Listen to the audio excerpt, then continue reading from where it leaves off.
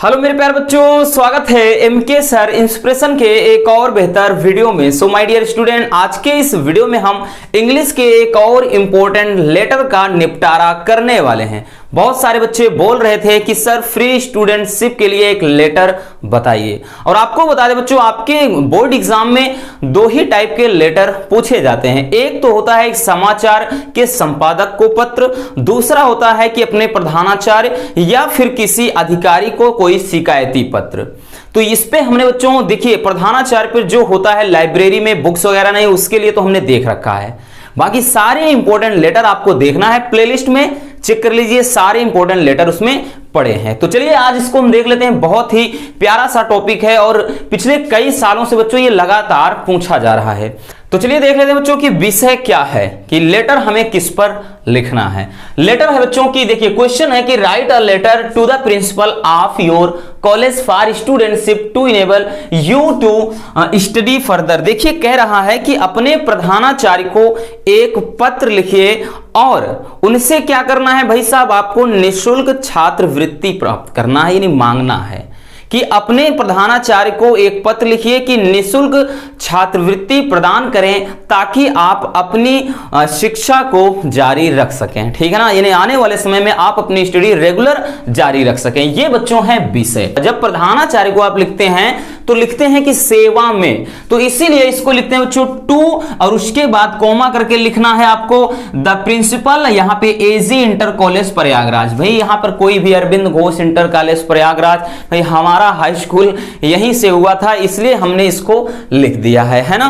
तो ऐसे आप कोई भी, आप जहां से हैं वहां का कोई कॉलेज है लिख दीजिए। ठीक, और सब्जेक्ट तो लिखना ही पड़ेगा बच्चों। सब्जेक्ट में लिख दीजिए फॉर ए फ्री स्टूडेंट की मतलब स्टूडेंटशिप, यानी क्या है, निःशुल्क छात्रवृत्ति हेतु। ये आपका विषय है। और आपको बता दें बच्चों, ये 10 नंबर का जो टॉपिक है, और इतना अगर आपने लिख दिया टू द प्रिंसिपल, यहां सब्जेक्ट इतना भी लिख दिया ना, 2 नंबर मिल जाएंगे, क्योंकि पैटर्न चेंज हो चुका है। तो इतना समझ में आ गया बच्चों कि जब भी लेटर आए किसके लिए, प्रिंसिपल के लिए, तो टू द प्रिंसिपल लिखेंगे, उसके बाद यहां पर स्कूल कॉलेज का नाम वगैरह मेंशन कर दीजिए, सब्जेक्ट में फॉर ए जो भी आपका विषय है। ठीक है ना, फिर लिखेंगे नीचे रिस्पेक्टेड सर, रिस्पेक्टेड सर लिखेंगे। अब देखिए बहुत ही सिंपल तरीके से लिखना है, इतना आसान है कि कोई भी इसे बहुत ही आसानी तरीके से लिख सकता है। लिखेंगे बच्चों कि I beg to say that, कि मेरी ये विनम्रता है या मेरी ये आपसे निवेदन है कि आई पास्ड, देखिए 11th class from this college last year, कि मैंने पिछले साल ही इस कॉलेज से 11वीं की परीक्षा पास की है। कि मैं आपसे मतलब यहां पे देखिए I beg to say that, कि सविनय निवेदन है कि मैंने इस कॉलेज से पिछले ही वर्ष 11वीं की परीक्षा पास की है। समझ में आया बच्चों इतना?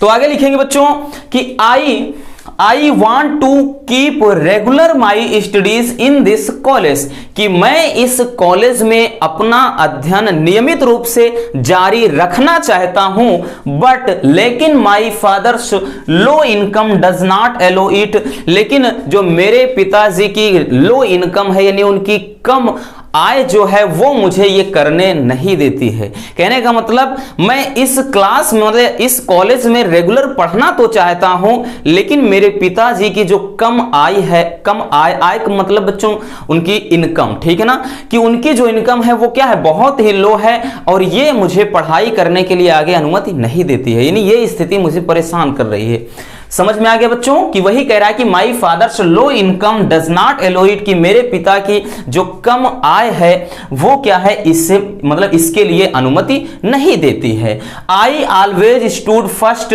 इन प्रीवियस क्लास, कि मैं प्रीवियस यानी मैं पिछली कक्षाओं में सदैव क्या आता था, फर्स्ट।